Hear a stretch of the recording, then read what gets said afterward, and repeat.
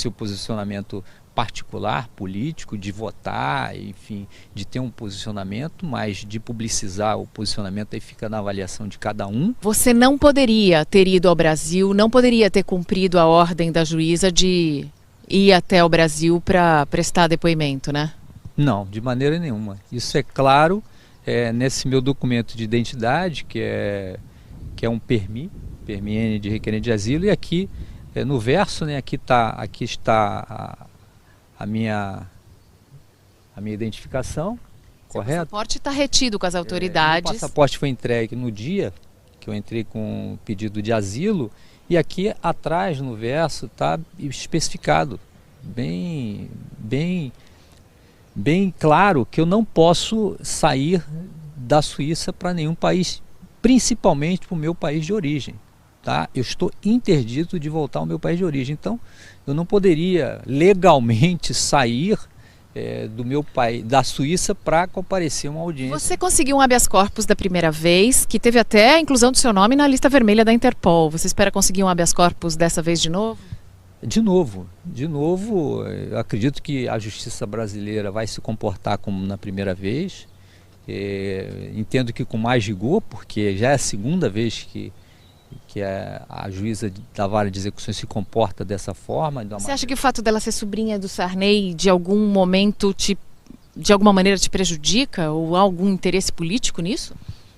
Não, olha, isso foi levantado, né, inclusive foi levantada até a possibilidade de uma suspeição por eu ter sido parlamentar junto com o ex-presidente Sarney à época, mas não existiu assim nenhum tipo de conflito.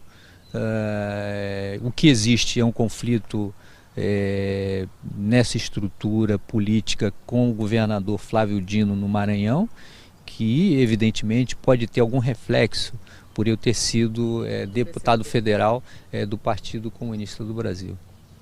Eu queria saber o seguinte: o senhor, na época em que foi eleito deputado federal, teve quase 100 mil votos, mais de 94 mil votos, e era considerado um bom parlamentar. Por que o senhor acha que não foi reeleito? Fraude nas urnas eletrônicas. Sério?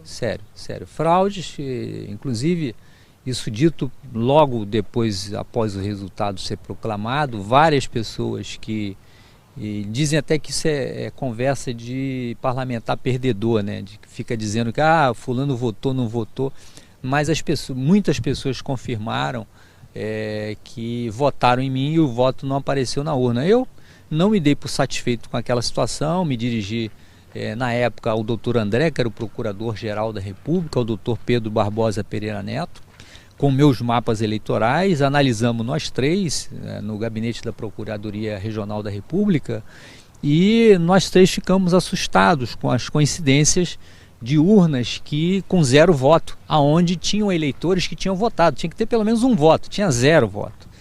E muitas urnas, né? Então o trabalho não foi bem feito de fraude, porque a fraude foi estampada. Imediatamente o Procurador Regional da República, o doutor André, de uma forma competente, chegamos à conclusão que tinha que fazer uma representação de fraude. À época, ao presidente, que era o Dias Toffoli, ministro Dias Toffoli do Tribunal Superior Eleitoral, e essa representação ficou tramitando. Eu retornei à Polícia Federal em fevereiro de 2015, com o encerramento do meu mandato, e eu mesmo fui investigar a minha fraude, né?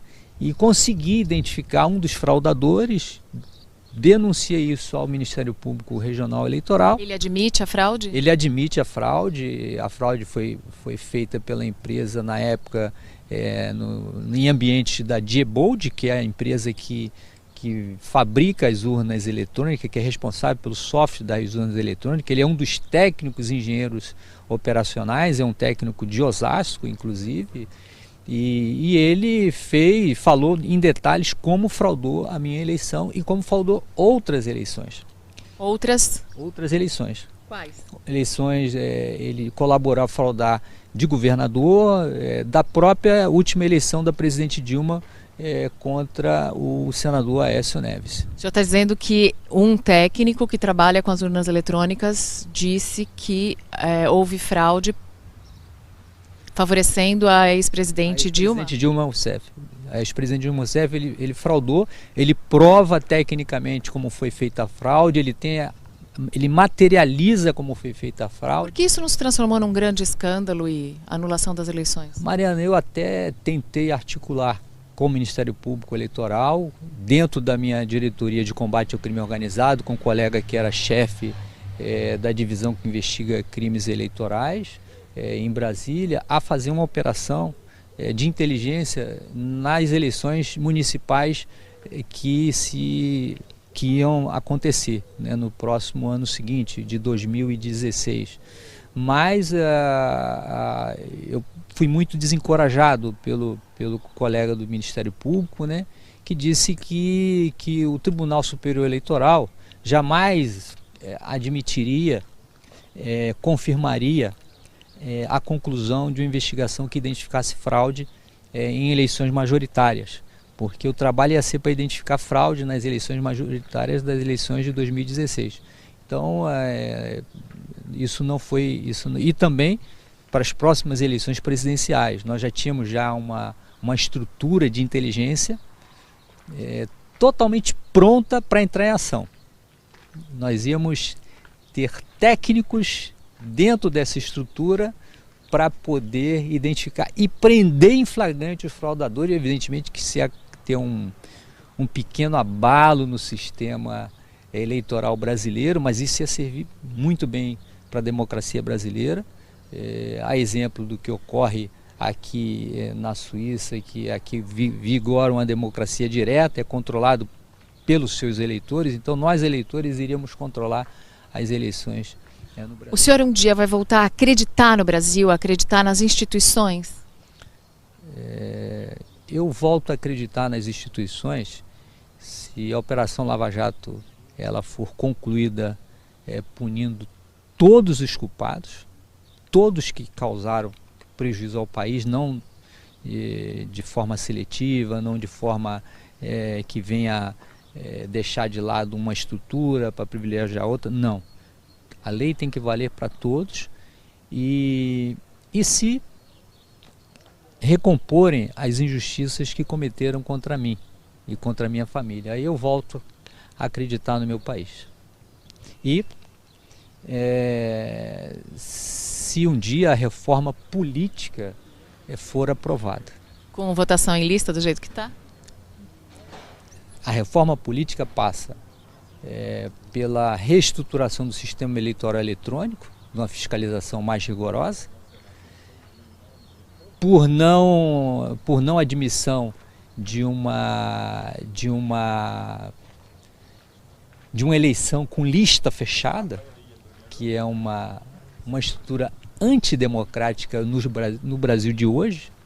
Politicamente nós não estamos amadurecidos para ter esse tipo de reforma, de contemplar caciques políticos em lista fechada, e de que essa votação eletrônica seja mais transparente. Ou seja, eu, eleitor, eu tenho que ter a ciência de que meu voto foi contabilizado. A partir do momento em que eu, eleitor, eu digo, meu voto não está contabilizado eletronicamente, eu não tenho direito de fazer uma conferência, uma recontagem, aí fica difícil. Você é um Dom Quixote. Já te falaram isso? Já compararam com vários personagens, mas eu me considero um brasileiro que cumpri com o meu dever. Obrigada, Protógenes, por nos receber na Suíça e por essa entrevista. Boa noite. Obrigado, Mariana. Obrigado aos brasileiros e brasileiras que estão nos assistindo. Até semana que vem, até sexta-feira, com mais uma Mariana Godoy Entrevista ao vivo.